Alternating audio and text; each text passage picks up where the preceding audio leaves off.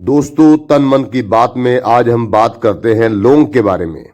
अगर आपके जाड़ या दांत में ज्यादा तेज दर्द है और पस नहीं है या इन्फेक्शन नहीं है, कोई बड़ा इन्फेक्शन, तो आप लौंग को जिस दाढ़ में दर्द हो रहा है उसके नीचे दबा लें और आराम से उसका रस अंदर जाने दें।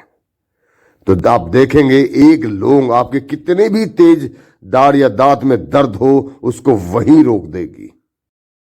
और दोस्तों, अगर आप खांसते खांसते परेशान हो गए हैं, आपको बहुत तेज खांसी आ रही है, मुंह लाल हो गया है, रुक नहीं रही है, तो आप तुरंत एक गिलास गर्म पानी पिए, तेज गर्म पानी, और एक लौंग मुंह में रख ले, उसका रस चूसते रहें, तो कितनी भी तेज खांसी क्यों ना हो वहीं रुक जाएगी।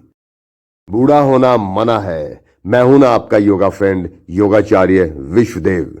स्वस्थ रहें, मस्त